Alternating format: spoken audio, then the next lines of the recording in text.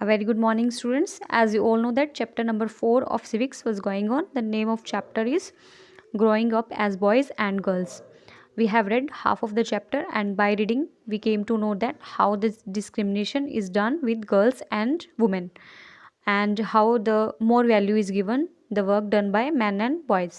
कैसे जो work man और बॉयज़ करते हैं उनको ज़्यादा वैल्यू दी जाती है, गर्ल्स और वुमेन जो हाउस होल्ड वर्क करती हैं उनको डिवैल्यू किया जाता है, डिसवैल्यू किया जाता है। ये हमने पढ़ा। Now we will move on our next topic which is lives of domestic workers. Domestic workers, who are domestic workers students? Domestic workers those person who work in our home and as a helper, and in return we give them money, और return में हम उन्हें money देते हैं। Means घर पे हम as a helper जिनसे वर्क करवाते हैं, those are called domestic workers. And we will read about their lives, उनकी लाइफ के बारे में हम पढ़ेंगे। In the story above, Harmeet's mother was not the only one who did the housework. हमने जो स्टोरी पढ़ी है हरमीत के हाउस की, उसमें हरमीत्स मदर अकेली नहीं है जो घर का वर्क करती है। A lot of work was done by Mangala, their domestic helper. बहुत सारा वर्क है जो मंगला के द्वारा किया जाता है, जो कि उनकी डोमेस्टिक हेल्पर है। Many homes particularly in towns and cities employ domestic workers. बहुत से घर हैं स्पेशली सिटीज़ में और टाउन्स में जो घर पे डोमेस्टिक वर्कर्स को अपॉइंट करते हैं। They do a lot of work, sweeping, cleaning,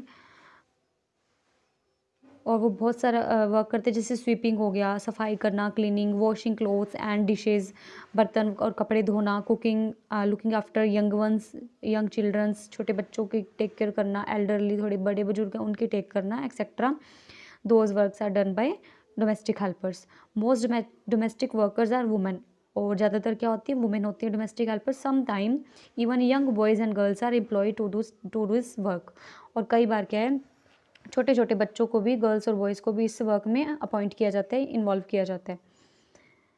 wages are लो, उनका जो वेजेस होता है, मीन्स उनको जो हम पेमेंट देते हैं बहुत कम होती है। As domestic work does not have much value. क्यों ऐसा क्यों है, बहुत कम, हमें बिल्कुल छोटी सी अमाउंट मनी की। आप लोगों ने भी घर पे देखा होगा या डोमेस्टिक वर्कर रखा होगा, तो आप देखोगे उसको मंथली जो उसको सैलरी देते हैं बहुत छोटी सी अमाउंट होती है। क्यों?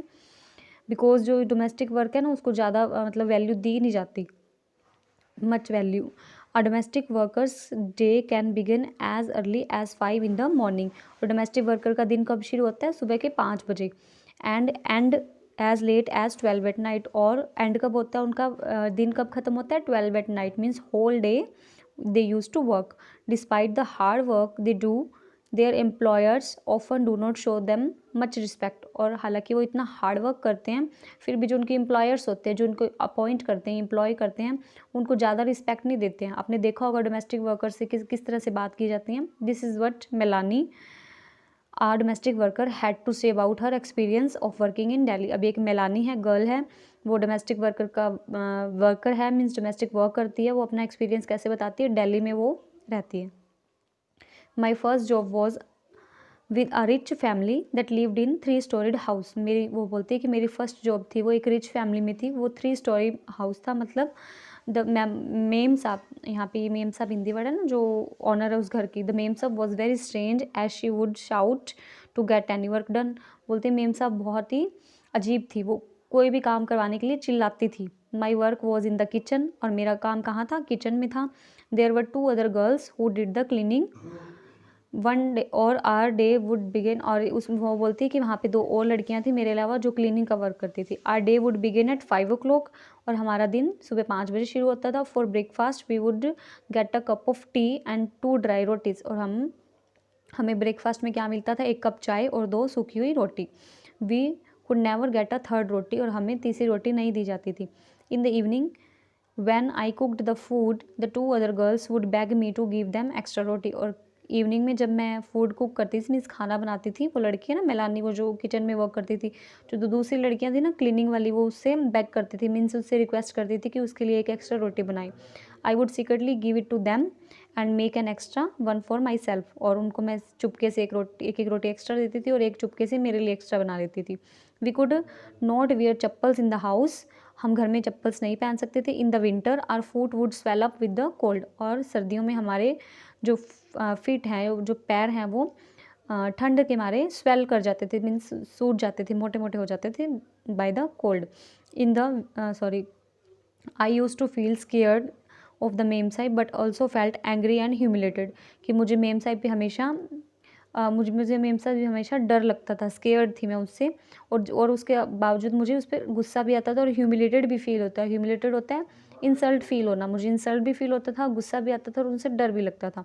Did we not work all day, क्या हम पूरा दिन काम नहीं करते हैं? Did we not deserve to be treated with some respect, क्या हम थोड़ी सी रिस्पेक्ट भी डिज़र्व नहीं करते? क्या आप हमें बदले में थोड़ी सी रिस्पेक्ट भी नहीं दे सकते?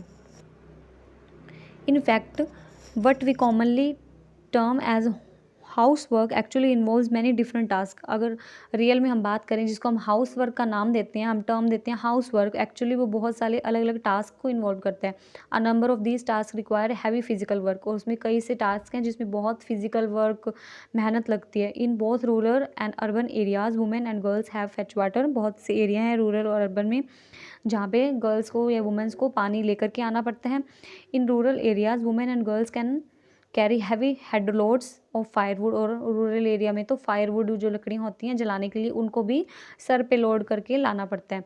Task like washing clothes, cleaning, sweeping and picking up loads require bending, lifting and carrying, और ये सभी जो टास्क हैं इसमें क्या करना पड़ता है? बेंड होना पड़ता है, लिफ्ट करना पड़ता है, सामान को कैरी करना पड़ता है। Many course like cooking involve standing for long hours in front of hot stove, और बहुत से काम है जैसे कि कुकिंग है, कुक करने के लिए किसी को भी बहुत से घंटों के लिए खड़ा रहना पड़ता है हॉट स्टोव के सामने। The work women do is strenuous and physically demanding, word that we normally associate with man, और जो वर्क करती है ना वुमेन वो स्ट्रेनस होता है। स्ट्रेनस क्या होता है स्टूडेंट्स? ये बहुत ही मेहनत वाला वर्क होता है और फिजिकली वर्क चाहिए इस वर्क में। और जो ये जो वर्ड है ना हम किसके लिए यूज़ करते हैं? जो मैन वर्क करते हैं उनके लिए कहा जाता है भी मैन है, थोड़ा मेहनत वाला वर्क है। हालांकि जो मेहनत वाला वर्क है वो कौन करता है? हार्ड वर्क कौन करता है? वुमेन करती हैं। Another aspect of house work and care giving that we do not recognise is very time consuming, और दूसरे एस्पेक्ट हम देखें कि हाउस होल्ड वर्क है जो, और जो केयर गिविंग का टास्क है हम उसको समझते नहीं है, लेकिन वो बहुत ज़्यादा टाइम कंज्यूमिंग है, मतलब टाइम बहुत स्पेंड करना पड़ता है। In fact if we add up the household work and the work women do outside the home, अगर हम ये ऐड कर दें जो वुमेन घर पे वर्क करती हैं और घर के बाहर करती हैं, we find that the women spend much more time working than man and have much less time to leisure. हम ये देखेंगे कि वो ज़्यादा टाइम मैन से ज़्यादा टाइम वर्क करती हैं और उनसे लेस टाइम उन्हें लेज़र होता है, आराम के लिए अपनी चॉइस का वर्क करने के लिए मिलता है, मीन्स उन्हें बिल्कुल भी टाइम नहीं मिलता है। वुमेन्स वर्क एंड इक्वालिटी, अभी वुमेन्स वर्क और इक्वालिटी की बात करेंगे। As we have seen the low value attach to women's household and care giving work is not an individual or family matter. अगर हम देखें कि जो वुमेन के वर्क को या केयर गिविंग का जो वर्क है उसको लेस वैल्यू दी जाती है, तो ये सिर्फ एक फैमिली का मैटर नहीं है या किसी इंडिविजुअल का नहीं है। It is a part of a larger system of inequality between man and women. ये किस चीज़ का पार्ट है? एक लार्ज सिस्टम का पार्ट है जहाँ पे इनइक्वालिटी है, मीन्स इक्वल नहीं मानते हैं मैन और वुमेन को। It therefore has to be dealt with through actions not just at the level of the individuals और the family but also by the government. अब ये जो वर्क है इसके थ्रू हमें इसको डील करना है या इसको ख़त्म करना है। जो डिस्क्रिमिनेशन है ये कोई किसी पर्सन का इंडिविजुअल का वर्क नहीं है, किसी फैमिली का वर्क नहीं है, ये किसको करना होगा? गवर्नमेंट को करना होगा। As we know now equality is important principle of our constitution. जैसे कि हमें पता है कि इक्वालिटी क्या है, हमारे कॉन्स्टिट्यूशन का मेन पार्ट है, इंपॉर्टेंट फीचर है। The constitution says that being male और female should not be become a reason for discrimination.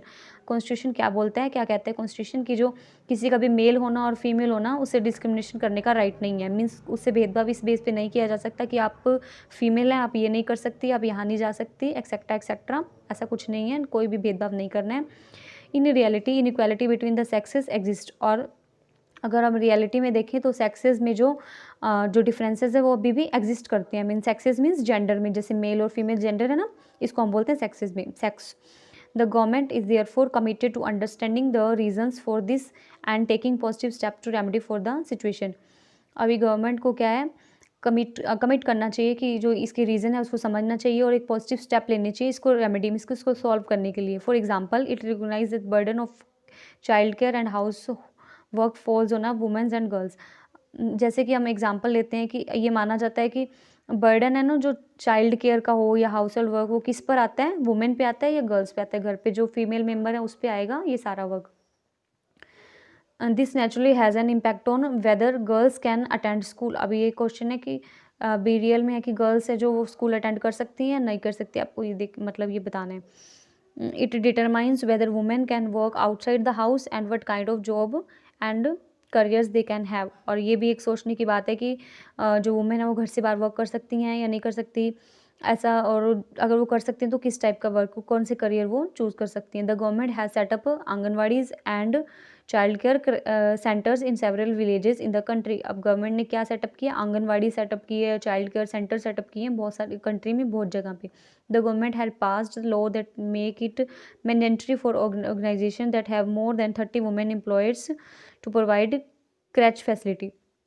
उन्होंने ये कहा है भी किसी भी ऑफिस में अगर 30+ वुमेन है तो वहाँ पे क्रैच फैसिलिटी होनी चाहिए। क्रैच फैसिलिटी मतलब जहाँ पे वो अपने छोटे बच्चों को ला करके रख सकें ताकि वो अच्छे से अपना वर्क कर सकें।